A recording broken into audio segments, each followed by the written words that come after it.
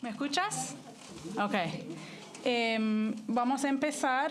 Gracias por venir. Buenas tardes. Soy Melissa Guy, directora de la colección Nettie Lee Benson, y es un placer para darles la bienvenida a todos a este evento muy especial, el Archivo de César Vallejo en Texas, homenaje al poeta, y el lanzamiento oficial de la colección Vallejo aquí en nuestra biblioteca. Antes de comenzar, me gustaría agradecer a nuestros invitados distinguidos, Michelle Clayton, Victoria Guerrero y Julián Herbert, por estar aquí con nosotros. Y gracias a Adela Pineda, mi colega y directora de Lilas, por ayudar a visualizar este programa y por su colaboración en la adquisición. Y también quiero agradecer a Adrian Johnson, bibliotecario de Estudios Andinos aquí en la biblioteca, y por transferir la colección a la Benson, y a Dylan Joy, archivista latinoamericano. Dylan, ahí está, okay. Por procesar la colección y crear el inventario para encontrar en línea. Gracias a sus esfuerzos, la colección es accesible para todos. También quiero agradecer a Verónica Ballarino. Verónica, okay. Curadora de exposiciones en la Benson, quien creó la exposición en nuestro primer piso con el título Poemas, Revistas y Manifiestos, explorando el vanguardismo literario latinoamericano, cuya inspiración fue la adquisición de Vallejo. Si no han tenido la oportunidad de verlo, espero que puedan tener la oportunidad hoy. Verónica está aquí y puede responder a preguntas. El archivo que ahora se encuentra en este edificio fue administrado durante años por la viuda de Vallejo, Georgette Vallejo. La colección es relativamente pequeña, solo menos de 1.5 pies lineales, pero es poderosa en su contenido, incluyendo correspondencia, manuscritos y materiales impresos. Los manuscritos se agrupan en varias colecciones, entre las que destacan poemas humanos, poemas en prosa, Contra el secreto profesional y España, aparte de mi este cáliz. También se incluye una copia mecanografiada de la obra de teatro Lockout. Un último conjunto contiene poemas de Georgette Vallejo misma. Los materiales impresos incluyen reportes de periódicos y artículos escritos por Vallejo en periódicos y revistas europeos y latinoamericanas. Y en el contexto de las colecciones de la Benson, la adquisición de Vallejo es monumental, sin duda.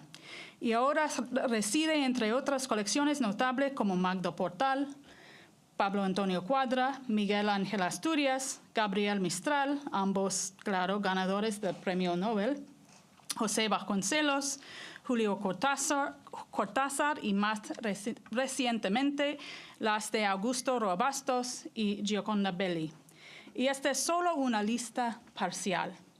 En su totalidad refleja nuestro cometido, nuestra obligación para preservar el legado literario de la región, y es un honor cuidar los archivos de estos gigantes literarios, especialmente el de Vallejo. Y ahora permítanme dar la palabra a Adela para presentarles a nuestros distinguidos invitados. Muchas gracias.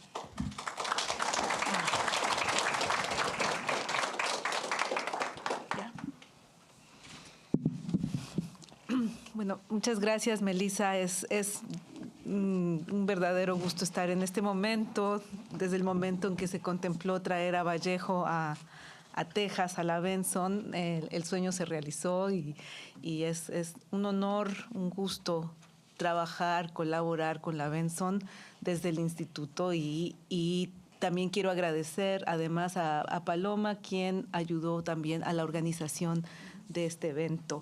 Yo voy a moderar simple y sencillamente este panel que concebimos como un evento no solo académico, trajimos una gran académica, especialista en Vallejo, pero queremos celebrar la poesía, queremos oír la poesía de dos grandes poetas latinoamericanos y de el héroe César Vallejo. Entonces voy a leer rápidamente las semblanzas de los tres participantes, de las dos y el participante, las tres participantes. Entonces, y voy a leer sus semblanzas en el orden en que van a leer. Michelle Clayton es originaria de Dublín, Irlanda. Estudió lenguas modernas, especializándose en español y en alemán en la Universidad de Oxford y obtuvo su doctorado en lenguas y literaturas romances en Princeton. Ella enseña literatura latinoamericana y comparada antes en la UCLA y luego se unió a la facultad de Brown University. Sus áreas de investigación incluyen la poesía moderna en Europa y América, la danza en las vanguardias internacionales y la narrativa latinoamericana contemporánea. Ha publicado numerosos artículos y libros sobre estos temas y actualmente trabaja en un proyecto sobre poesía y museos y en otro sobre el flamenco contemporáneo y es autora de un libro sobre Vallejo, ¿no? Poetry in Pieces, César Vallejo and Lyric Modernity. Después tenemos a Victoria Guerrero, poeta peruana, Premio Nacional de Literatura 2020, y ha publicado la plaqueta Todas las poetas peruanas tienen cáncer. Sus poemarios más recientes son La Mujer, de Lima 2022, Bordeaux 2022, Premio ProArt, y I Am Nobody, Tenerife, 2021. Además, ha publicado el ensayo transdisciplinar Y la muerte no tendrá dominio, de 2019. Ha sido invitada a numerosos festivales y al Salón de la Poesía de la FIL. Es doctora en literatura por la Universidad de Boston y máster en estudios de género por la Pontificia Universidad Católica del Perú. Y ha sido profesora invitada en la Universidad de Bonn. Forma parte del proyecto TransArc, Archivos en Transición, y es investigadora en el proyecto independiente Mapa de Escritoras Peruanas. Está interesada en temas de género, memoria y escritura de mujeres. Victoria es autora de numerosos libros. Aquí tenemos hoy La Mujer, un libro fascinante que, si ustedes quieren adquirirlo el día de hoy, comercial, hay algunos ejemplares en $20. Tenemos también la presencia de Julián Herbert, mexicano, autor de 6 libros de poemas, de las novelas Un Mundo Infiel y Canción de Tumba, de la crónica histórica novelada La Casa del Dolor Ajeno, de los libros de cuentos Cocaína, Manual del Usuario y Tráiganme la cabeza de Quentin Tarantino, del volumen de narrativa sin ficción Ahora imagino cosas, y de los libros de ensayo Suerte de principiante, 11 ideas sobre el oficio y Overall, apuntes sobre narrativa mexicana reciente. Démosles un caluroso aplauso.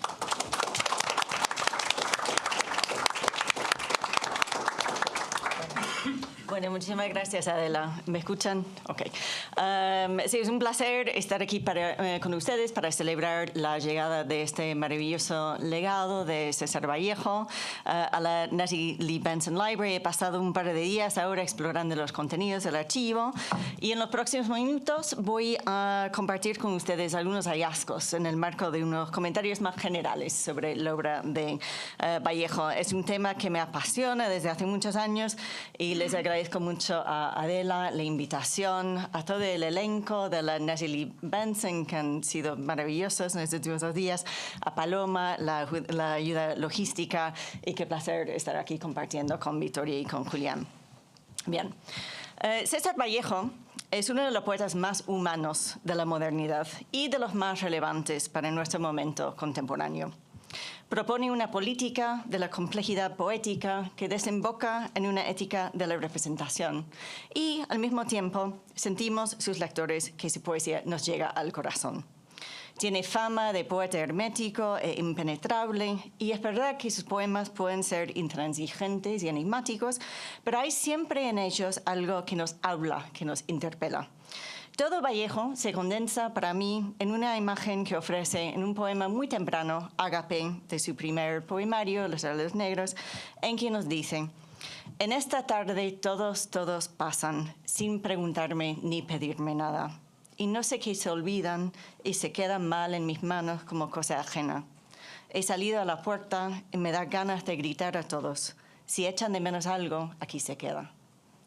Esta imagen del poeta que sale a ofrecer su voz y sus palabras a sus congéneres y que siente algo de vergüenza al hacerlo es un constante a lo largo de la escritura de Vallejo y para mí condensa lo esencial de su ética poética. Dar la voz al otro, no en el sentido de hablar por él, sino en el de ofrecerse para la conversación.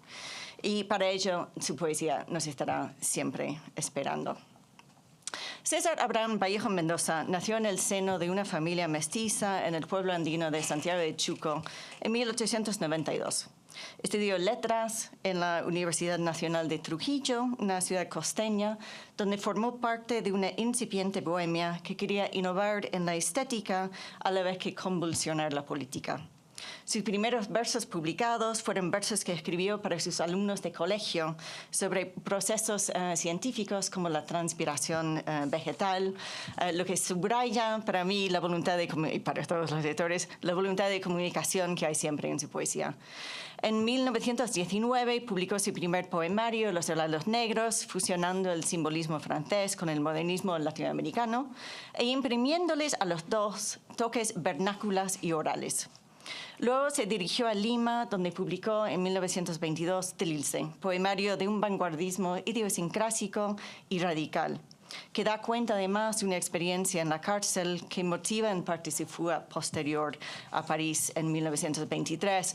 Y no sé si sabrán que el orden de arresto venía rehaciéndose cada ciertos años, entonces lo que le bloqueó el retorno al Perú durante el resto de su corta vida.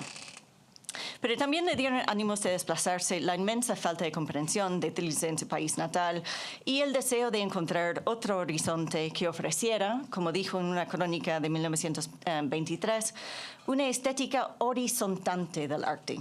El sueño, es decir, de una estética horizontal que conectara a todos los seres humanos. Vallejo llegó a París el 13 de julio de 1923. El París de entonces era una efervescencia de movimientos artísticos. El cubismo y el futurismo en la literatura y las artes visuales recién habían dado paso a los espectáculos dadaístas y luego a los experimentos surrealistas, por no hablar de la presencia de prosistas rupturistas como James Joyce y Gertrude Stein. La ciudad entera parecía haberse convertido en un laboratorio de estéticas. Un laboratorio también de lenguas. Como señaló el crítico británico Raymond Williams, el arte de esos años era un arte de emigrados. Y la mayoría de los que estaban innovando en París venían de otro lugar, hablaban otros idiomas. Y eso un poco aparte, Vallejo da cuenta del placer que le produce ese batiburrillo de lenguas que encuentra en París, en una prosa de 1929 en que incluye una lista de palabras, las palabras que le parecen las más necesarias de una serie de idiomas, del lituano, del ruso, del alemán, del inglés, del francés y del italiano. Todos mal escritos, por cierto. El original está en el archivo de la Benson y realmente es fascinante comparar las versiones. Muchos de los artistas atraídos a París llevaron ahí una vida precaria, financiando sus quehaceres literarios con trabajos, por ejemplo, de periodista, y fue el caso también de Vallejo, que se desempeñó durante años como corresponsal para periódicos y revistas en el Perú y América Latina. Mandaba crónicas sobre la vida cosmopolita de lo que él llamó la ciudad cósmica para los que no pudieron vivirla en persona. Lo irónico es que Vallejo, en gran medida, tampoco pudo hacerlo. A falta del dinero para asistir a los espectáculos, porque le pagaban poco y de manera bien infrecuente, muchas de sus crónicas fueron reportajes de segunda mano, mediados por rumores que escuchaba en los cafés o versiones que había leído en otros lugares y que procesaba entonces para sus lectores a la distancia, dándoles la sensación de estar presentes para espectáculos para los que ni él lo estaba. Y sin embargo, o quizás precisamente por esto, las casi 300 crónicas que escribió durante sus años en París de 1923 hasta su muerte en el 38 constituyen una fuente riquísima para entender el periodo de entreguerras en todo su entramado social complejo y desde una posición marginal. Y es que Vallejo, de una manera ya juguetón y ya mordaz, se empeñaba por mostrar siempre las bases materiales de la cultura, el enredo de motivos personales, financieros, políticos y lingüísticos que entraban en juego en cualquier acto cultural. Si hablaba de moda, por ejemplo, habló también de los personajes que tejían la tela y que padecían todo tipo de indignidades, mientras los cuerpos pertenecientes a la alta sociedad desfilaban con confianza y desparpajo por la ciudad. Si presentaba el teatro políglota y ambulante que venía de Rusia, lo contrastaba de manera irónica con los encuentros fallidos de la Liga de Naciones, que no lograba hallar una lengua común para remediar la pobreza planetaria ni para garantizar la paz. Y cuando cantaba las glorias del deporte moderno, lo hacía mostrando los cuerpos quebrantados, sacrificados a la producción de tanta modernidad. Nos lo dice de manera aún más descarnada en el poema Traspié, Entre dos estrellas. Hay gentes tan desgraciadas que ni siquiera tienen cuerpo. Como sugiere este ejemplo, sus crónicas fueron un laboratorio para los poemas que escribió durante sus años en París y que ni siquiera intentó publicar. Los metía, como cuenta su viuda Georgette, en cajones. Y escuchamos la agonía que le tiene que haber causado el no compartirlos en el poema Los 9 monstruos, que desemboca en el desgarrador "Cómo, hermanos humanos, no deciros que ya no puedo y ya no puedo con tanto cajón". Vallejo publicó solo 5 poemas durante sus años en París, presentándose siempre ante sus conocidos como periodista. Hay que decir que también tuvo cierto éxito con un libro de reportajes sobre Rusia y escribía también narrativa y teatro. Después de su muerte en el 38, Georgette abrió esos cajones y encontró allí más de 100 poemas. Algunos de una prosodia regular, otros en verso libre y otros poemas en prosa. Parece haber escrito unos 47 de esos poemas durante los años 23 y 36. Y en el 37, en un arrebato ya de desesperanza y ya de entusiasmo ante la guerra en España y la resistencia que comenzaba a organizarse, escribió unos 67 poemas más, todos fechados. 15 de ellos irían a configurar la secuencia de España, parte de Cáliz, que fue publicada por soldados de la República en la Abadía de Montserrat en 1939. Y ese mismo año, un año después de la muerte de Vallejo, Georgette logró hacer publicar los demás poemas hallados bajo un título muy discutido, pero también muy apropiado, el de Poemas humanos.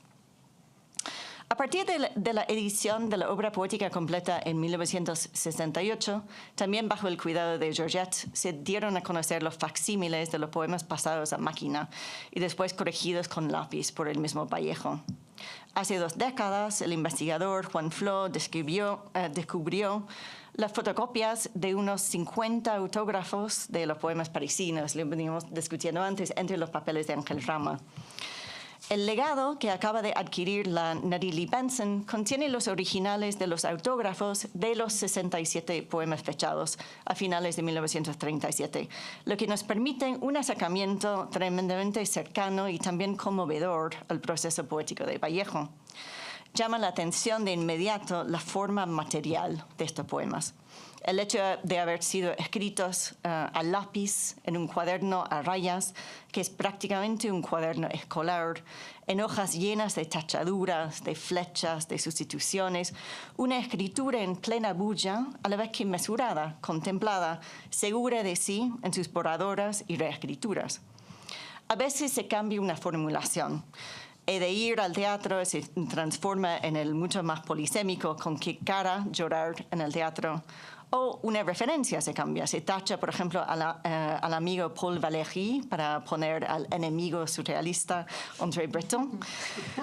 Pero, por lo general, las sustituciones parecen casi arbitrarias. Una palabra se sustituye por otra casi cualquiera, sin semejanza léxica, fónica ni sintáctica. Y aquí hacen falta ojos jóvenes para mirar estos objetos y ver qué es lo que está tachado, porque yo lo intenté hacer y no me salía.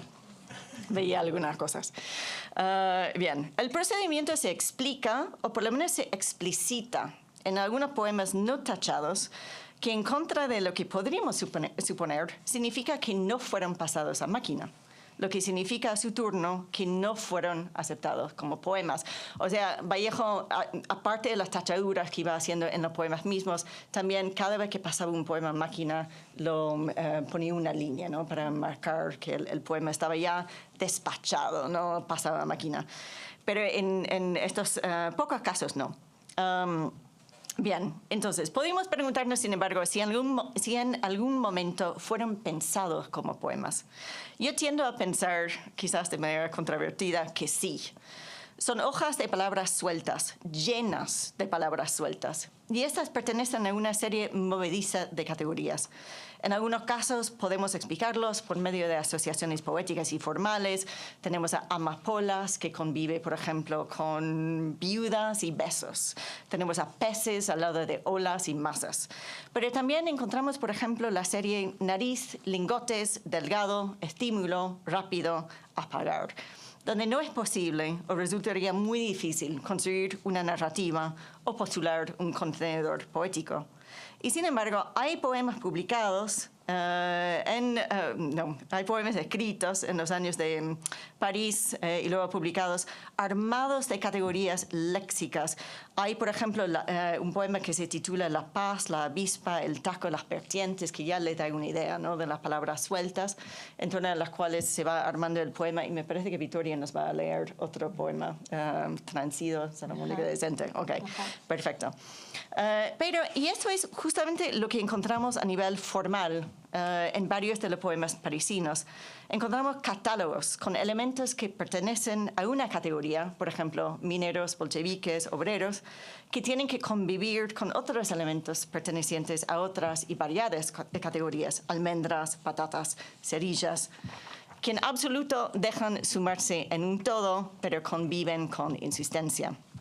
Y me parece que esto confirma algo que sentí cuando escribí sobre estos poemas catálogos hace ya varios años, que el ímpetu de Vallejo en estos poemas era señalar las bases materiales, afectivas, socioeconómicas de cada experiencia individual o colectiva, no de manera abstraída, sino bien material, subrayando que estas puedan ser además impredecibles, arbitrarias, atiborradas, opacas.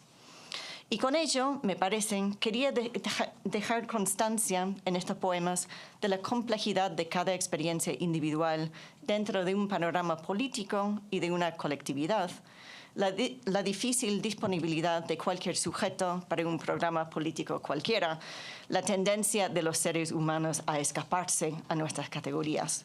Es una revelación que en estos días tan confusos que estamos viviendo nos viene a dar otra vez tanto en el alma, como dice Vallejo en el poema Desgarrador, la rueda del hambriento.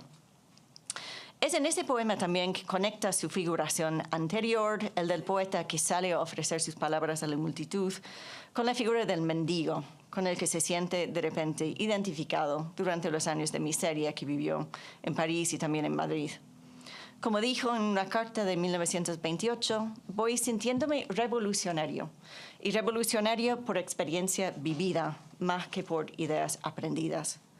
Y es que dado el contexto en el que Vallejo estaba viviendo los años 20 y 30 en París, en términos personales y también históricos, y aquí podemos señalar la miseria a nivel individual, la pobreza multitudinaria, depredaciones coloniales y financieras y el ascenso cada vez más evidente del fascismo en diferentes partes de Europa, su poesía pudo haberse simplemente callado. Malos tiempos eran para la lírica, como diagnosticaba Bertolt Brecht. Y sin embargo, y a pesar de no haberlos publicado, Vallejo produjo algunos de sus poemas más poderosos en esos años, poemas que trazan las indignidades e ignominias sufridas por los trabajadores del mundo, desamparados por los sistemas socioeconómicos que debían protegerlos, teniéndose apenas en pie al agarrarse de sus posesiones mínimas, sus necesidades, sus deseos. En muchos poemas echa mano de los discursos modernos que pretendían organizar y amparar a sus sujetos, la burocracia, la justicia, el parlamentarismo, para socavarlos desde dentro, forzándoles a través de la lírica a crear espacio dentro de sí para los afectos, a humanizar a sus sujetos y a sí mismo. Lo pone en escena en el tremendo poema Considerando en frío, imparcialmente, que termina así. Mirando con lentes aquel certificado que prueba que nació muy pequeñito, le hago una seña. Viene, le doy un abrazo, emocionado. ¿Qué más da emocionado? Es que en estos años, ante la tremenda congoja que lo asediaba como sujeto precarizado y sujeto político, como migrante marginado y como poeta a duras penas, Vallejo se esforzaba en sus poemas no publicados por trenzar poesía y política lírica y ética. Y lo hace en poemas que meditan sobre su propio quehacer lírico y literalmente la cuestión del quehacer, ¿no? Bulle en estos poemas, donde examina sus palabras y calcula sus efectos, como en uno de los primeros poemas que a mí me dio tanto en el alma, que es Hoy me gusta la vida mucho menos. Y si van a leer uno de los poemas parisinos, les recomiendo mucho este. Pero también medita constantemente sobre su responsabilidad para con sus congéneres, hacia los que extiende, por paradójico que parezca, los poemas que no publica. En tu oreja el cartílago está hermoso, dice en el poema, pero antes que se acabe. Y por eso te escribo, te medito. Escribe hacia el otro, para el otro, pero no por el otro. No intenta sustituir su voz por la de sus congéneres, sino crear una conexión que será fundamental también para el que escribe.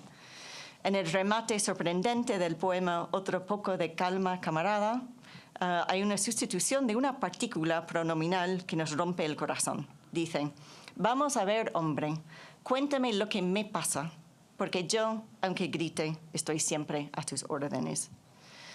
La constante y sentida necesidad de tener algo que ofrecer como poeta y como ser humano se articula de manera más aguda aún en el poema entre el dolor y el placer. Si la dicha que al fin tiene un tamaño principia hay por mi boca, ¿quién me preguntará por mi palabra? Y esa palabra, lo saben, en caso de que se la pidan, no le saldrá ya limpia ni poética. Como aúlla en el poema Un hombre pasa con un pan al hombro, en lo que podría ser el lema de la poesía moderna y contemporánea, ¿cómo hablar del no yo sin dar un grito? ¿Cómo entonces operar o actuar como poeta en una época en que, y cito, el dolor crece en el mundo a cada minuto, en que, cito, ya no tengo nada, esto es horrendo, en que existe la posibilidad de que, y cito, después de tantas palabras, no sobrevive la palabra? La respuesta de Vallejo, y con esto cierro, volviendo al archivo y a sus listas, es almacenando palabras. Objetos, emociones, comestibles, verbos, emociones, sustantivos. En una palabra, palabras. Para cuando no haya, dice en el poema, ello es que el lugar donde me pongo. Y para eso, para los malos tiempos que vendrán, tendremos siempre a la poesía de Vallejo. Muchas gracias.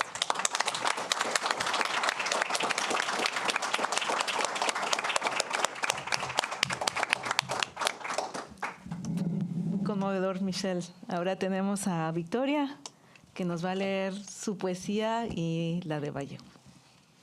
Gracias. ¿Se escucha? No, creo que está apagado. No, está bien. Bueno, buenas tardes. Muchas gracias por la invitación. Primera vez que estoy en Austin. Y, bueno, además de agradecer por la invitación y porque ustedes están aquí, estar acá con todos ustedes, también quería agradecer a Georgette Philippart por haber guardado y rescatado los originales de Vallejo en un momento muy difícil, en la muerte de Vallejo, en el ascenso de los fascismos. Y también a Enrique Bayón, que tuvo una parte de la colección y que la ha guardado con mucho cariño, según nos ha contado Adela. Voy a leer algunos textos que están de alguna manera relacionados, no directamente, pero que han sido parte de mi proceso escriturario. Y voy a empezar con un texto que alude a Trilce, al primer Trilce, aunque Trilce no es lo que tiene la Benson, pero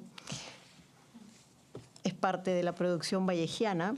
Sabemos que Trilce fue escrito cuando, a partir de la muerte de la madre, que fue el luto eterno de Vallejo, y su temporada en prisión, ¿no? De allí Trilce, este lenguaje roto.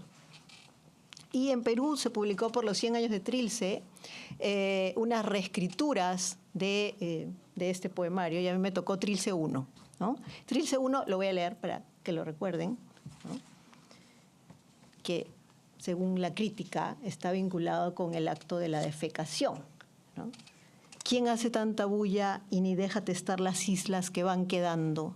Un poco más de consideración en cuanto será tarde, temprano, y aquilatará mejor el guano, la simple calabrina tesoria que brinda sin querer en el insular corazón, salobre alcatraz a cada yaloidea agrupada. Un poco más de consideración y el mantillo líquido, 6 de la tarde de los más soberbios bemoles.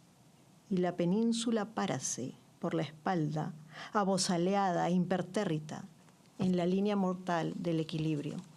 Ese fue Vallejo. Ahora Victoria. Trilce 1, perdón.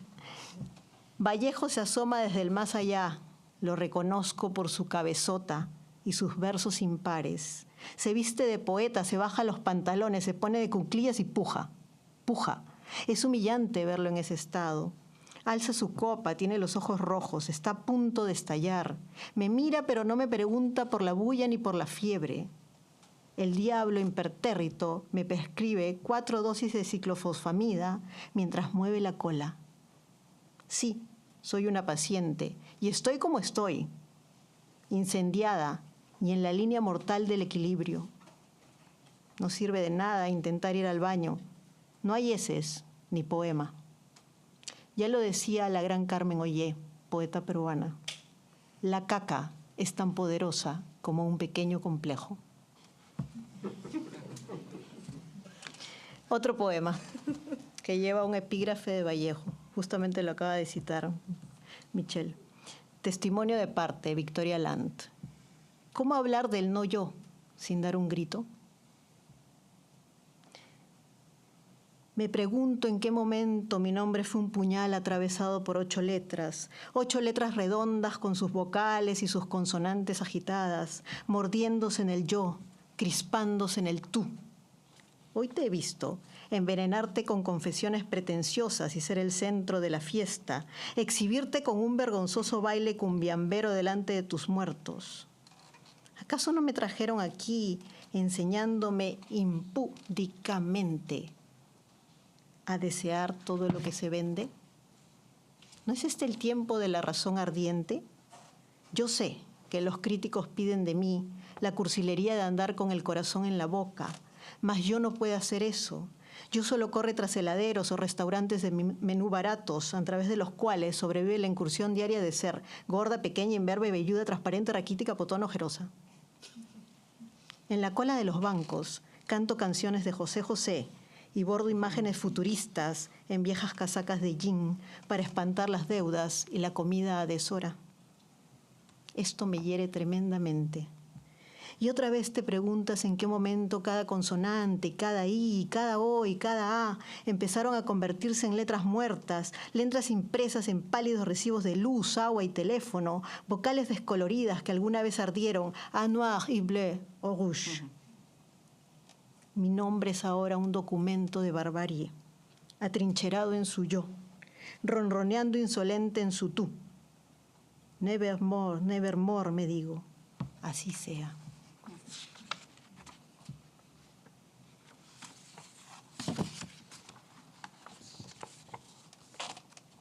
Otro epígrafe de Vallejo. Este es de un poema más largo, pero solo voy a leer un fragmento. Se titula El muro, de Mauer. Y si después de tanta historia sucumbimos no ya de eternidad, sino de esas cosas sencillas como estar en la casa o ponerse a cavilar.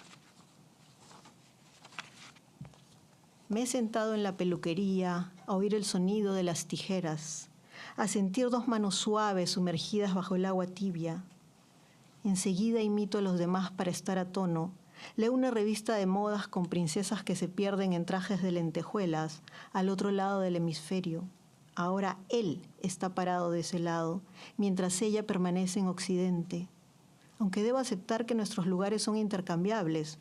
Hoy saltas una línea y es mar o tierra o mar, o te equivocas y pones los pies en ambos sitios, y el sur y el norte se convierten en un solo espacio cuya geografía no puede albergar a dos almas como tú o como yo, sin ahogarse. Si me hubieras escuchado, habríamos sobrevolado el mundo a la luz de una estética feminista radical, aniquilado cualquier frontera, meridiano o ecuador infame, y quebrado cada muro y humillación de los checkpoints. No habría lugar para el este o el oeste, no existirían el río Bravo ni el desierto. Ahora, cada vez que aterrizo, debo responder a la pregunta escalofriante de ¿por qué regresaste al Perú? Ensayo respuestas que no me dicen nada. Me pregunto si existirá alguna satisfactoria. En el Perú también tenemos nuestra pequeña muralla. Mientras el muro, el real, se quiebra frente a los flashes amenazantes de cámaras vigorosas. De él ya no queda nada, sino el oprobioso recuerdo del encierro. Y sin embargo, nuestra creatividad fue fecunda en esos tiempos. Imaginar el allá era un signo de felicidad. Y hoy, envuelta en una parafernalia de peluquería, avergonzada por llevar un tinte rugoso sobre la cabeza, enfrentada a desconocidos, oigo a las clientas hablar del clima y la subida de los precios en el mercado. Entre ellas y yo solo existe el silencio. Para leer el último poema, que es un poema performático, voy a leer 2 poemas de Vallejo. Uno de Trilce y otro de Poemas Humanos. Trilce 32.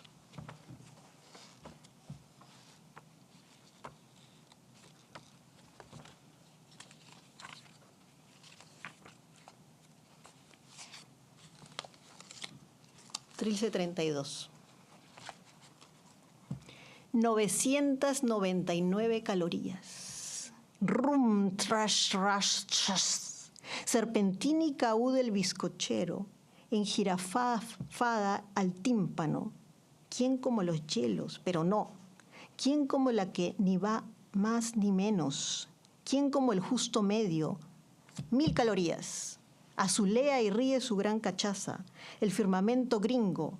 Baja el sol empavado y le alborota los cascos al más frío. Remeda el cuco, roéis. Tierno autocarril, móvil de set que corre hasta la playa. Aire, aire, hielo. Si al menos el calor, mejor no. Mejor no digo nada. Y hasta la misma pluma con que escribo por último se troncha. 33.333.000 calorías. Debería ser un ejercicio de Spanish, ¿no?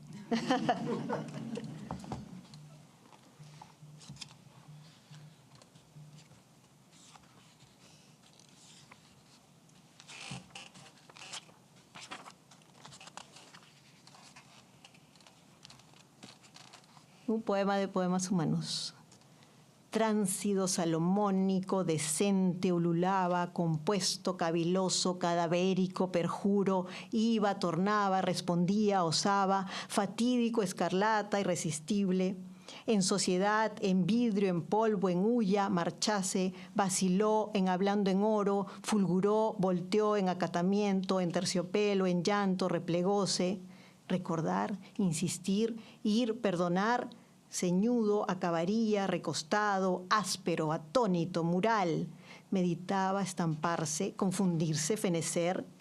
Inatacablemente, impunemente, negramente, husmeará, comprenderá, vestiráse oralmente, inciertamente irá, acobardáráse, olvidará. Y ahora yo terminaré con uno que digo, he leído esos porque me recuerdan uno que yo escribí. Este es un listado de la farmacopea oncológica, ¿no? Y es un poema performático. Ecografía, sonografía, tomografía, gamografía, PET-CT, PET-CT. Foco, 12 horas en el reloj, 12 horas en el reloj, 14 horas en el reloj, 14 horas en el reloj, S3B, S3B. Demonios, lágrimas corriendo, salid sin duelo. Biopsia HER2 negativo. HER2 negativo. Kit 67. Kit 67. Agujas, clorito, doxorubicina, ciclofosfamida, gas mostaza, gas mostaza. Fall risk. Fall risk. Vampiros, bicarbonato, náuseas, pánico. Ataques, suicidio celular, humillación, caída, visiones, ladridos, vaginas desdentadas, ángeles calvos. Horizontal, horizontal. Death. Caldo de gallina, ecografía, tomografía, BRAT6, BRAT6, hemograma, leucocitos, down, fall risk, fall risk. Placlitaxel, dexametasona, demonios, neuropatía, disección, centinela, caput. Amputación, ablación, prótesis, olvido, encubrimiento, duelo, cama, cannabis, cúrcuma, cicatriz, cicatriz. Cuy chactado, taladro, esterotáxica, calata.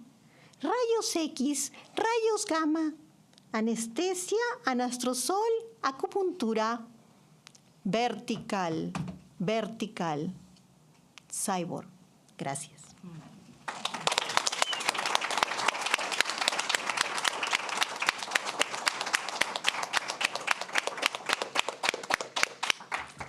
Wow. Muy bien, Victoria. Pues pasamos a Julián Herbert. Hola, gracias por estar aquí, gracias por la invitación. No venía preparado. No, me da mucho gusto estar aquí. Me gustaría hacer un como prólogo contando esto. Este es un libro que se llama El lenguaje del poema, de Mario Montalbetti. Y en el primer ensayo de este libro, Montalbetti narra un viaje a Ecuador y en general habla sobre la relación entre la poesía peruana y la poesía ecuatoriana. Y habla sobre Washington Benavides leyendo a Vallejo. Dice, el suyo era un Vallejo imposiblemente fresco, que es una imagen que me gusta, pero en el diálogo, es con Alberto Benavides y con Washington Delgado.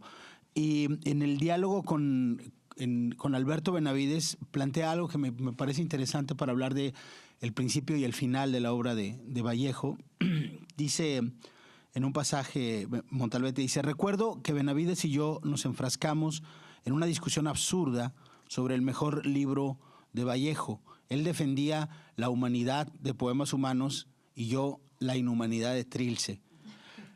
Y creo que ahí hay una cierta clave de lectura de las tensiones que hay en general en la poesía latinoamericana, creo, pero que está expresada en el arco de la obra de Vallejo. Y lo leería también en clave cabalística, pensando en una idea de la que me ha estado resonando mucho en los últimos días, de Gershom Scholem, que habla sobre el reproche de las lecturas rabínicas hacia la Cábala, porque consideran que la Cábala reinserta lo mítico en un lugar donde se ha buscado, en el discurso rabínico, donde se ha insertado la noción de pureza para ver a Dios. Y dice esta frase, Gershom Scholem, dice que la pureza de lo divino le resta viveza al lenguaje de lo sagrado. Yo creo, estúpidamente quizá, que la poesía es el lenguaje de lo sagrado, y pienso que la tensión entre lo humano y lo inhumano en la poesía de Vallejo es también una tensión entre la pureza y la viveza. Y desde ahí me gustaría leer un par de poemas de César Vallejo, que por dos razones tienen para mí una particular conexión, antes de leer un par de poemas míos. El primero es un poema básico que se llama El Buen Sentido y, por supuesto, para mí es un poema importante porque la figura materna ocupa un lugar neurótico en mi experiencia, no digo en la vida como con la de cualquiera, ¿no? Pero en mi caso también en la experiencia de la escritura. El buen sentido. Hay, madre, un sitio en el mundo que se llama París. Un sitio muy grande y lejano y otra vez grande. Mi madre me ajusta el cuello del abrigo no porque empieza a nevar, sino para que empiece a nevar. La mujer de mi padre está enamorada de mí, viniendo y avanzando de espaldas a mi nacimiento y de pecho a mi muerte, que soy 2 veces suyo, por el adiós y por el regreso. La cierro al retornar. Por eso me dieron tanto sus ojos, justa de mí, infraganti de mí, aconteciéndose por obras terminadas, por pactos consumados. Mi madre está confesa de mí, nombrada de mí. ¿Cómo no da otro tanto a mis otros hermanos? A Víctor, por ejemplo, el mayor, que es tan viejo ya que las gentes dicen, parece hermano menor de su madre. Fuere porque yo he viajado mucho, fuere porque yo he vivido más. Mi madre acuerda carta de principio colorante a mis relatos de regreso. Ante mi vida de regreso, recordando que viajé durante 2 corazones por su vientre, se ruboriza y se queda mortalmente lívida cuando digo en el tratado del alma, aquella noche fui dichoso. Pero más se pone triste, más se pusiera triste. Hijo, ¿cómo estás viejo? Y desfila por el color amarillo a llorar porque me haya envejecido, en la hoja de espada, en la desembocadura de mi rostro. Llora de mí, se entristece de mí. ¿Qué faltará a mi mocedad si siempre seré su hijo? ¿Por qué las madres se duelen de hallar envejecidos a sus hijos si jamás la edad de ellos alcanzará a la de ellas? ¿Y por qué si los hijos, cuanto más se acaban, más se aproximan a los padres? Mi madre llora porque estoy viejo de mi tiempo y porque nunca llegaré a envejecer del suyo. Mi adiós partió de un punto de su ser más externo que el punto de su ser al que retorno. Soy, a causa del excesivo plazo de mi vuelta, más el hombre ante mi madre que el hijo ante mi madre. Allí reside el candor que hoy nos alumbra con 3 llamas. Le digo entonces, hasta que me callo, hay, madre, en el mundo un sitio que se llama París, un sitio muy grande y muy lejano y otra vez grande. La mujer de mi padre, al oírme, almuerza y sus ojos mortales descienden suavemente por mis brazos. El otro poema de Vallejo que quisiera leer es... Hay una idea que me gusta mucho que está en una peli que se llama Almost Famous, en el que un chico está entrevistando a unos músicos y preguntándoles como cuál es su secreto, ¿no? Y de pronto el guitarrista le habla aparte y le dice, no es lo que haces bien, es lo que dejas afuera. Es the goofy stuff, dice. Y pienso que una de las cosas que nos dicen a quienes escribimos cuando empezamos a escribir, una de las primeras lecciones que te dan, la da hasta Stephen King, es que te cuides de los adverbios. Y en español, que te cuides de los adverbios terminados en mente. Y por eso este poema me gusta mucho, porque es justamente una mentada de madre, diríamos en México, a las lecciones. Y básicamente es un poema hecho de adverbios en mente. Panteón.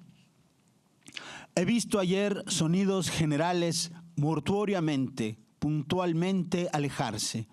Cuando oí desprenderse del ocaso, tristemente, exactamente un arco iris. Vi el tiempo generoso del minuto infinitamente atado locamente al tiempo grande, pues que estaba la hora suavemente, premiosamente henchida de 2 horas. Dejóse comprender, llamar la tierra, terrenalmente, negóse brutalmente así a mi historia. Y si vi que me escuchen, pues, en bloque, si toqué esta mecánica, que vean lentamente, despacio, vorazmente, mis tinieblas. Y si en la lesión de la respuesta, claramente, la lesión mentalmente de la incógnita, si escuché, si pensé en mis ventanillas nasales, funerales, temporales, fraternalmente, piadosamente, echadme a los filósofos. Mas no más inflexión precipitada en canto llano, y no más el hueso colorado, el son del alma tristemente erguida ecuestremente en mi espinazo, ya que en suma la vida es implacablemente, imparcialmente horrible. Estoy seguro. Y bueno, lo que voy a leer tiene que ver, y no, con Vallejo. Para mí una de las cosas que vienen de Vallejo tiene que ver, por supuesto, con la sintaxis y con la forma de los encabalgamientos. Creo que el primer poema que escribí conscientemente, como buscando ese juego con los encabalgamientos, es este que se llama Hexagrama del Asno. Y dice así: ¿y qué decir de un asno? Yo nunca dije nada. Había un asno junto a la boca de Leticia. Era lunar su ardor y se rascaba contra mí furiosamente. Había un asno en la casa de Juan Luis y nos cobraban 5 pesos por montarlo.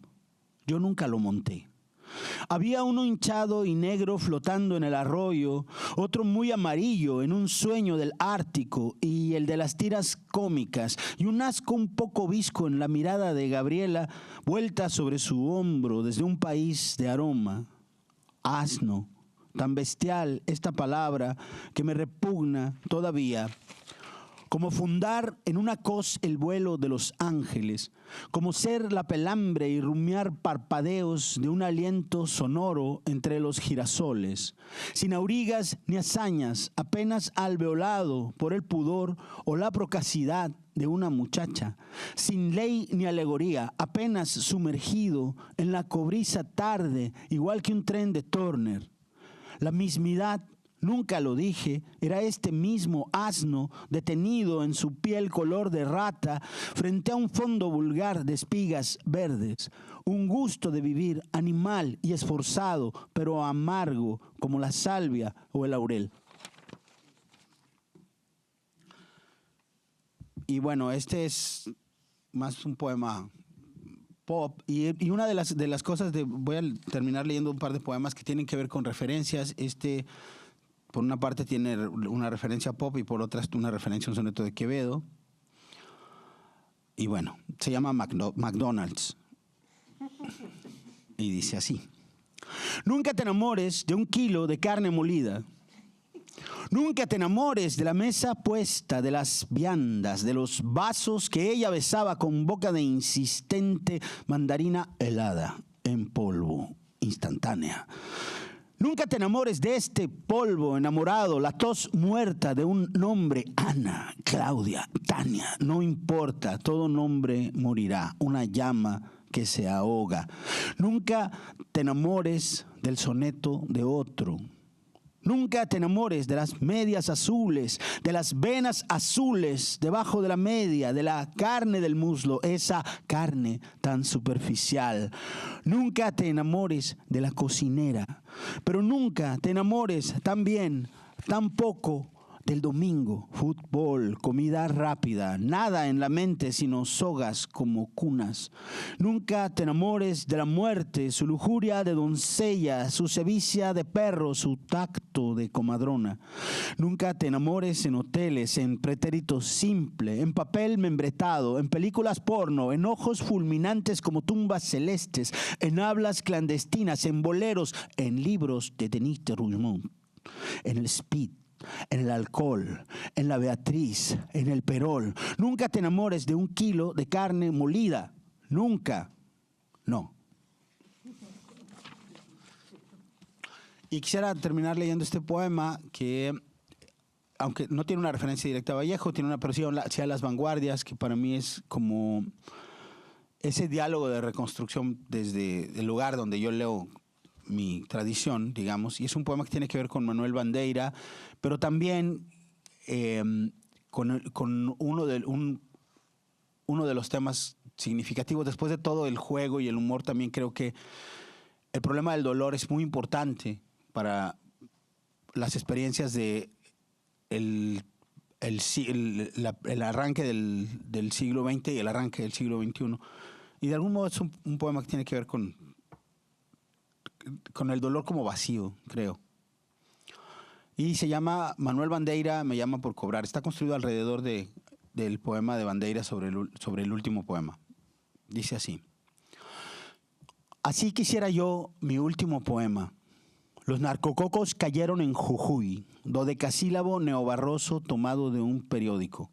Navaja negra, el derecho de Caín. Nadie hablaría de ángeles si las nubes portaran armadura. La fantasía es un lugar en donde llueve. El plagio es otro lugar en donde llueve. La lluvia es un lugar fantástico desde un ángulo recto.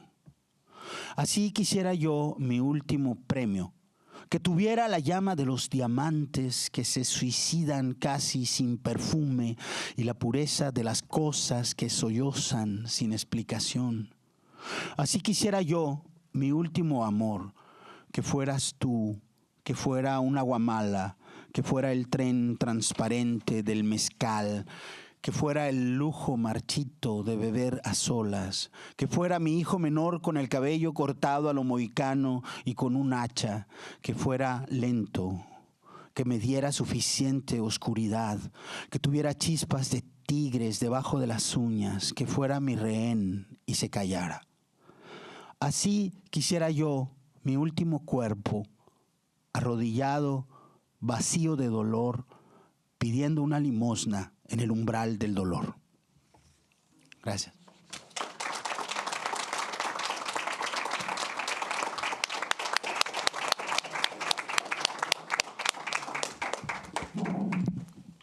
Pues nos han dejado como sin palabras, con muchas palabras y con la vida eterna de la poesía. Y me gustaría, no sé si el público quiere hacer algún comentario, algunas preguntas, impresiones. César.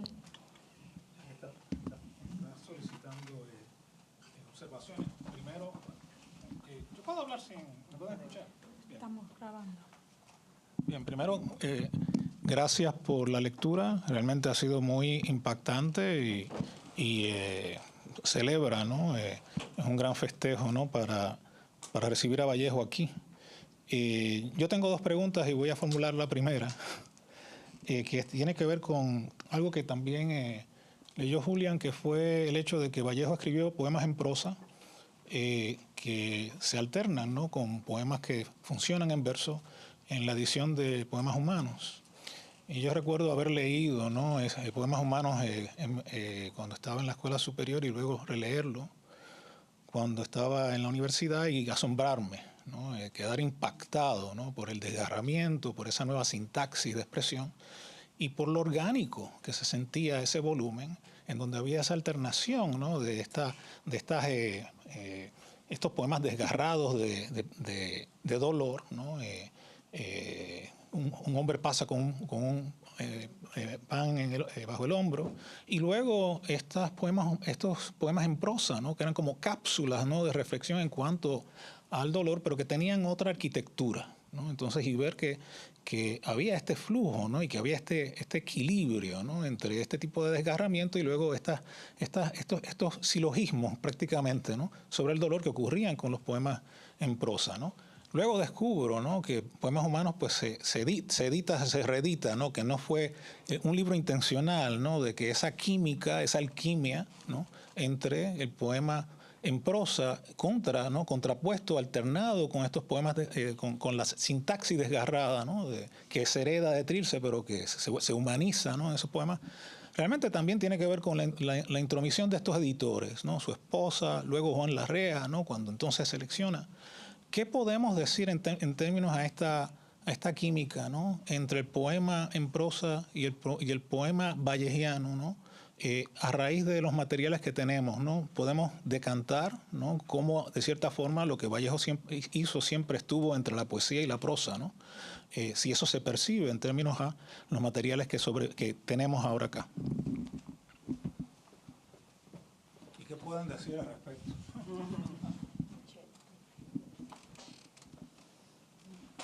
Comienzo diciendo, bueno, algo sí, sobre la organización de estos poemas.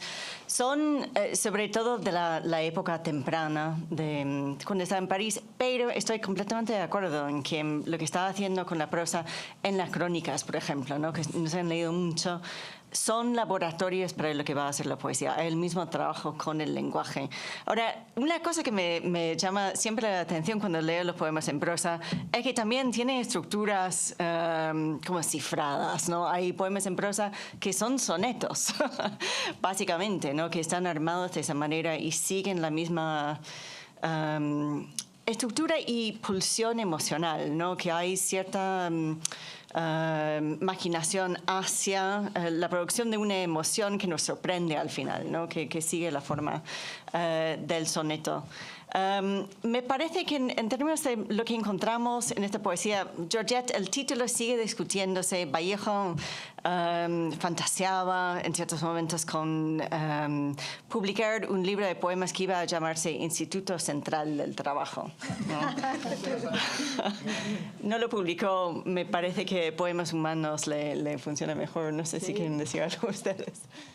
Yo nada más quisiera decir una cosa, un poco como de las intervenciones de los editores. Claro, primero que las generaciones van teniendo editores y a veces funciona que los editores dirigen más y a veces son más complacientes con cómo está leyendo una sociedad.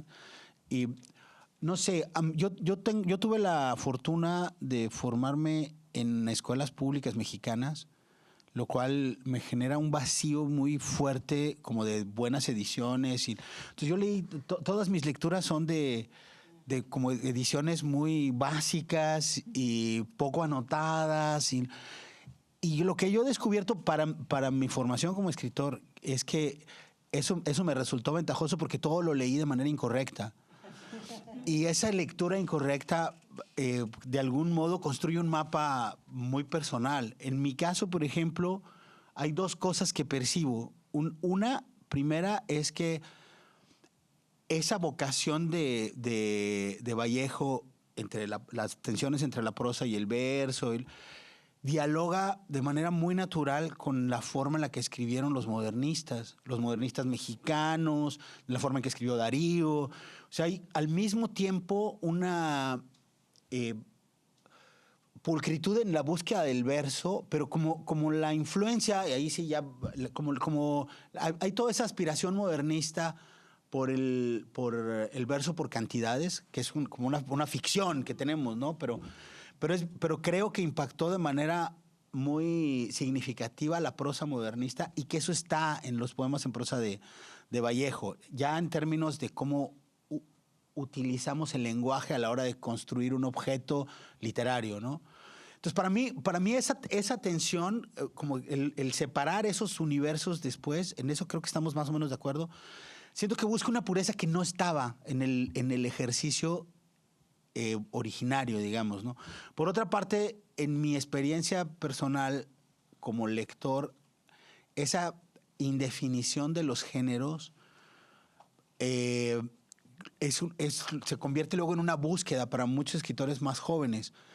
Yo pienso que eso está más para mí está en el pasado. Es una tradición, no una forma de la experimentación del siglo XXI, sino una cosa casi medieval, de estar como antes de los géneros, no lo intergenérico después de haber ejecutado los géneros, sino algo como muy integrado, orgánico, dijiste, y creo que esa sería para mí la palabra, ¿no? Donde lo narrativo y lo sonoro confluyen de manera natural. No, sí, o sea, en verdad tienes una entrada a Vallejo que es de todo, o sea, de todos los poemarios que fueron publicados antes de morir y luego los que fueron póstumos, ¿no es cierto? O sea, creo que lo que dice Julián es esta conexión con el modernismo que viene desde los heraldos negros, ¿no? Y cómo él más bien se va decantando y Trilce como que es la ruptura radical y luego ya en París vuelve. Además, estos poemas, por ejemplo, el poema que ha leído Julián es todo este recordatorio con la madre. Además hay todo pues este rollo con la madre, ya que se habla de la madre, pues en Vallejo está anunciada por todos lados, ¿no? Taonestuosa, ¿no? En fin, o sea, es como ese vínculo con la casa, me parece que está más conectado con los poemas en prosa de poemas humanos, ¿no? Porque Trilce sí está totalmente conectado con la madre, ¿no? Y con ese lenguaje roto también, quebrado. Pero es interesante que casi se la dejan atrás, de hecho, ¿no? Que es justamente el poema que tú leíste, Julián, El buen sentido. Hay una manera de trabajar con la memoria, con la mamá, con la casa, y entonces lanzarse hacia adelante. Ese poema, sí. Todos ya están muertos, ¿no? O sea, Sí. todos ya se fueron, No ya vive están ya muertos, no nadie en la vive casa. ya nadie en la casa, ¿no? ¿Alguien más? María y luego César. ¿Sí está aprendido? Muchas gracias, estoy fascinada con todo lo que he aprendido esta tarde. Yo quisiera preguntarles, tiene mucho que ver, es una pregunta que se me acaba de ocurrir con estos comentarios, con la fascinación de Vallejo con la madre, pero no solo con la madre, sino con todo el mundo femenino. Parecería que el mundo de Vallejo es absoluta y rotundamente femenino. Están las primas, las tías, y en ningún momento vemos como una presencia masculina fuerte. Y pienso en este verso muy poderoso que escribe, y hembra es el alma mía.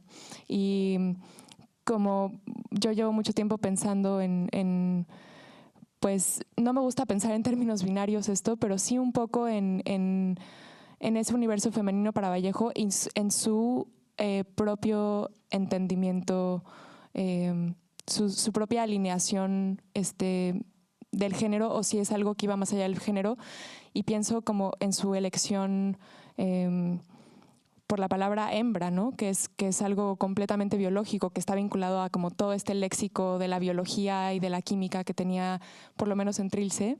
Y pues, no sé, lo que ustedes gusten comentar al respecto, pero me parece interesante ese verso, no sé. ¿Por qué me dicen a mí? La mujer. Bueno, hay ¿cuál es el de Trilce, este famoso poema donde es casi trans, ¿no? O La Venus de Milo. ¿No? ¿Es la Venus de Milo? Sí, es el 38, por ahí, 36. Bueno, y ese poema que tú has citado, y hembra es el alma del ausente y hembra es el alma mía, ¿no? Bueno, en realidad hay que hacer una búsqueda de todas las menciones de Vallejo, porque no todas son positivas para las mujeres, ¿no? O sea, bueno, está la lavandera, ¿no es cierto? No solamente está la que hace mis bizcochos, Los ¿no? abortos, Luego, los abortos, humanos, el sí. Trilce 37, he conocido una pobre muchacha a quien conduje hasta la escena.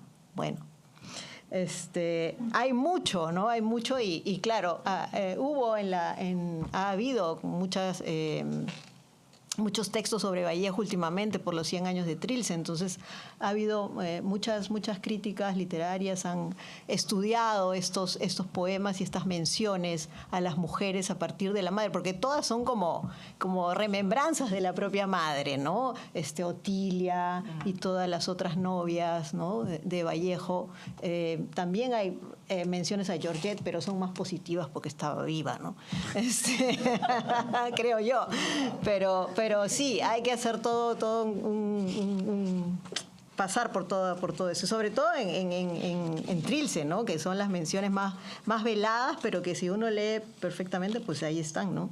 Estas menciones. Me parece, sí, no, justamente en Trilce me parece muy interesante lo que planteas.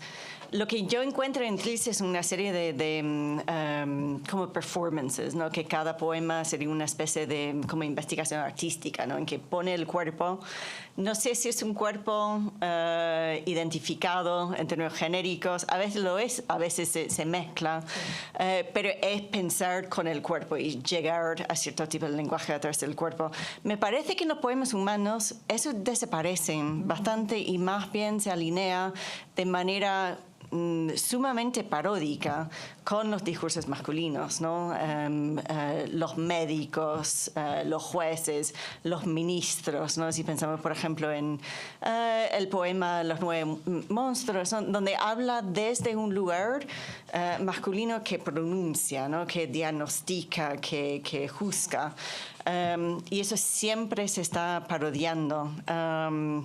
Entonces me parece que de ahí viene esa tonalidad tan curiosa, ¿no? Que nos bloquea la entrada a muchos de estos poemas, que aunque nos bloquea la entrada de otra manera que Trilce, que sentimos que nos está hablando y no sabemos a veces de qué, pero entramos de buena gana, mientras que en el caso de los poemas humanos se impone un filtro, muchas veces, un filtro discursivo, ¿no? Que nos opaca la vista o la entrada, y sin embargo sentimos que nos está hablando, nos está organizando y que nos está como abriendo agujeros para que se nos escape algo. Ahí. Sí.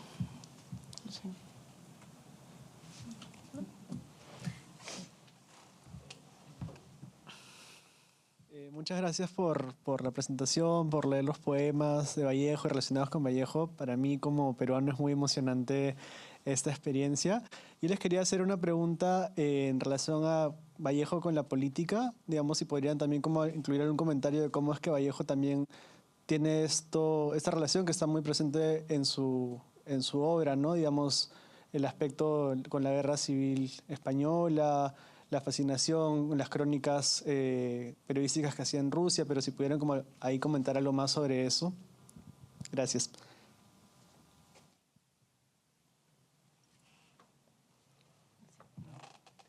No, antes de que entres, voy a leer lo que decía. Trilce 36, es que estaba buscando. Sí. Trilce 36, ¿no? Hembra se continúa el macho a raíz de probables senos y precisamente a raíz de cuanto florece. Ese poema debes revisarlo. Sí. 36, que es el que dijiste de la Venus del Milo. Exacto, sí. ¿No? Respecto a la política, me parece muy iluminadora la cita, ¿no? Que viene de esa carta en que dice: voy sintiéndome revolucionario más por experiencia vivida que por ideas aprendidas, ¿no? Y es algo con que está luchando a lo largo de los años 20, ¿no? En que se está informando sobre ciertas ideas, está en contacto todavía con el grupo de Mariátegui en Lima, que le está escribiendo constantemente, ¿no? Le escribe también su mentor, Antonio Orrego, que fue el que lo estaba apoyando cuando estaba escribiendo Los Negros, y después Trilce, y que realmente es el que crea un discurso americanista, ¿no? En torno a la obra de Vallejo. Y Orrego le escribe, y esto también está en el archivo, le escribe en el 29 y le dicen: me parece que finalmente vas realizándote, ¿no? De manera ideológica, vas abriéndote a este mundo, me parece maravilloso. Pero Vallejo realmente insiste en que eso le viene de la vida que está llevando en París, y también de los otros cuerpos, ¿no? Los conciudadanos, los que caen fuera de todos los sistemas, con los que está conviviendo en París. Y me parece que de ahí viene esa impresión de las listas caóticas, ¿no? Que aparecen, la bulla, ¿no? De figuras que aparecen en estos poemas, que son figuras no categorizables. Y por eso está abogando por cierta coyuntura, cierto trenzamiento entre poesía y política, pero no es una política ortodoxa en absoluto. Y que fue algo que le criticaron, ¿no? Que él sintió bastante ansia respecto de eso. Pero está ahí en los poemas, está ese desajuste, ¿no? Bueno, me gustaría conectar un poco los dos temas. Lo que estaba pensando justo en este momento es como está la pregunta acerca de lo femenino y los cuerpos, y la pregunta acerca de la política en la obra de Vallejo. Y de pronto pienso, no son son en realidad esas dos preguntas un poco una pregunta que confluye, digamos, porque lo que yo pensaría es que mucho de lo que está en el, digamos, cuando hablamos de la política en los poetas, sobre todo, pienso más allá que en los escritores, en los poetas, parece que estamos hablando como de la tematización de la política. Y lo que creo es que la verdadera subversión de la poesía tiene que ver con determinados usos del lenguaje. Sí. O sea, sí creo que... Ahora estaba pensando en... Hay uno de los poemas en prosa que se llama Tendríamos ya una edad misericordiosa, en el que hay un retrato de la violencia de la figura paterna, ¿no? Y pienso cómo ahora parecería que eso es más evidentemente político, y cuando Vallejo escribió estos poemas no era tan evidentemente político, ese cuestionamiento de los roles de lo masculino o de la, no sé cómo decirlo, autofeminización, que a mí me parece que es algo que está muy presente en la poesía latinoamericana, más allá, no solo en Vallejo, creo que es algo que la poesía latinoamericana vanguardista entró mucho, ese sería como quizá un tema de tesis, ¿verdad? Como esa búsqueda de feminización del lenguaje masculino, que a mí me parece que es muy interesante y me parece que es muy política. Y nada más quisiera decir como de cierre que más allá del tema, la construcción en la Guerra Civil Española, en un momento en el que la derecha española es tan denodadamente católica, escribir un poema que se llama España, aparte de mí este cáliz, me parece que tiene una carga política tremenda. Entonces, creo que a veces esa carga política, más allá como de la referencia directa, está en los usos del lenguaje poético. Una última pregunta, Jeff. Sí. Yo tengo una pregunta frente al archivo, al archivo en sí mismo y a lo que llegó a la Benson, que tenemos todos estos archivos acá y en Harry Ransom. Y muchas veces no sabemos un poco qué hacer y qué es lo que estos archivos están diciendo de nuevo sobre las obras, ¿no? Y luego a veces como que llegamos al gran fetiche de que tenemos un gran archivo que por ahí se queda un poco guardado, ¿no? Entonces mi pregunta tiene que ver es con ustedes que vieron ese archivo un poco, ¿qué creen que esto puede aportar a las nuevas interpretaciones o a la obra en general y a la personalidad misma de Vallejo? Creo que soy la única que entró hasta la fecha. Entonces, hablo por todos. Sí. Todas. Bien, me parece, bueno, como decía antes, los autógrafos, ¿no? Es extraordinario ver, porque lo que hemos visto antes con los facsímiles, de las copias mecanografiadas y después corregidas, ¿no? Por Vallejo a lápiz. Esto es una etapa anterior y que contiene varias etapas en sí. O sea, que hay un palimpsesto, que son los diferentes momentos en que Vallejo estaba escribiendo estos poemas. Y hay fechas para todos los poemas. Entonces, los poemas se escribieron uno por uno, día por día, básicamente. Evidentemente, cada día que dedicaba a estos poemas, estaba como entrando en un espacio, ¿no? En que estaba jugando con el lenguaje, estaba forzando ciertas formulaciones, ciertas frases, combinando cosas, jugando mucho. Y me parece otra vez que es lo que decía antes sobre Trilce, ¿no? Que con cada poema se crea un espacio para pensar cierta pregunta. Y ahí me parece que sentarse con esos poemas, esos 67 poemas, sentarse a descifrar lo que hay detrás, cuáles son las capas, que son capas geológicas de un solo día, lo que es remarcable, ¿no? ¿Por qué estos poemas tan fracturados, ¿no? Que ocupan un espacio delimitado temporalmente? Eso sería fascinante pensar. Lo otro, como decía antes, no me alcanzan los ojos ni no sé, la tecnología que me prestaban para ver lo que hay debajo de esas palabras. Me parece que lo que decía antes, que son sustituciones que no obedecen a ninguna lógica y que hay que explorar esa cuestión. Los 2 o 3 poemas o hojas llenas de palabras sueltas, ¿cuál es la relación que tienen con el resto de la producción en esos años? Porque podrían pensarse como un caudal de palabras que va usando. Y de hecho, Juan Flo, cuando sacó un artículo hace 2 décadas, señaló cómo Vallejo estaba como coqueteando, ¿no? Con ciertos procedimientos surrealistas, que tenía una lista de palabras a un lado de la hoja, uno por línea, y los iba integrando. y después muchas veces borrando otra vez, pero aún así, entonces que tenía esa idea que tenemos de Vallejo, que la poesía le sale a borbotones, esto parece desmentir ese procedimiento. Y cuando nos damos cuenta de que también tienen estos listados de palabras que no va integrando, y eso es lo curioso, porque las palabras que están en esas listas no aparecen en sus poemas. Y de ahí que me parece que son poemas en sí, que los está considerando como poemas. Entonces, sí, el trabajo con los poemas me parece, hay mucho trabajo que hacer ahí.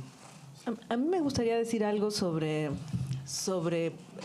la pregunta. Creo yo que en la era digital estamos aprendiendo a usar las bibliotecas y se han abierto una serie de posibilidades que espacializan los archivos y que permiten mapear y darnos unas nuevas metodologías que tienen que ver más con lo cuantitativo para las humanidades, que es magnífico y que acerca la literatura con la historia, con otras disciplinas. Pero ver un archivo físico, y quisiera hablar un poquito del de Vallejo específicamente. Tuve la fortuna de verlo en la casa del señor Bayón, que cuando abrió el cofre se puso a llorar y mostró los autógrafos, ¿no? Y ver de cerca estos manuscritos no es solamente el fetiche de que esto le perteneció a Vallejo o esta es la pluma de Vallejo, sino, en mi opinión, muy humilde, pasa algo muy interesante, que voy a hacer una analogía. Pasa lo que pasó hoy. Cuando tú lees un poema de Vallejo y lo lees en los labios de un poeta contemporáneo, una poeta contemporánea, que te lleva a su propia poesía, a su propio ritmo, y en el tiempo-espacio de este momento, tú encuentras el pasado y el presente que se intersectan en un acto de experiencia. Y creo yo que eso lleva al investigador a entender más profundamente su objeto de estudio, más allá de la tesis que vaya a hacer. Pero el hecho de que tú ves en las marcas de Vallejo, digo, yo no soy para nada especialista de Vallejo, he leído a Vallejo simplemente, pero ves unas marcas que de repente mentalmente, cuando ves esos autógrafos, dices, Vallejo está pensando aquí en un ritmo, está pensando sonoramente. ¿Cómo estaría su mente funcionando para pensar la poesía? Y de ahí, de pronto vas a hacer otra interpretación del poema.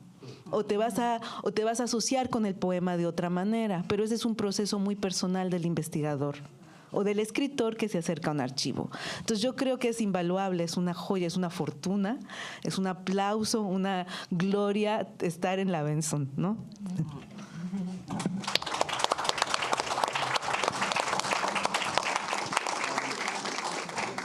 Como extensión que dijiste, cuando yo trabajé un poco con Bayón, él mostré 2 páginas y él me dijo, mi disertación, todo fue sobre esas 2 páginas solamente. Entonces, solamente hay algunas cajas de materiales, pero cada hoja puede tener muchas cosas, muchas interpretaciones, yo creo.